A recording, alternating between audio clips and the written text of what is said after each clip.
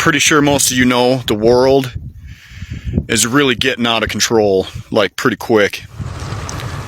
Well, somebody has got to start a revolution, and that somebody is me. Hey, what's up everybody? It's Rebuilding Atlantis. I'm letting people live here for free, so if you guys want to come here and live for free, then... Come on everybody, we need to get this revolution started. I've got land here in West Texas, and I'm letting people live on my land for free. I don't care if you're sleeping in a tent, your vehicle, or if you got a 40-foot motorhome. I've got chickens, I've got fruit trees, I've got everything organized, I've got everything prepared. We need to start doing things for ourselves again, instead of living in this oppressive system. We live in a dictatorship, and they are dictating everything about our lives. We're starting a little revolution out here, and they're afraid of what I'm doing. They're afraid of what I stand for.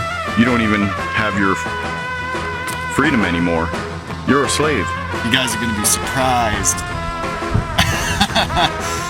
Come on out here and let's get this party started. I'll see you guys soon.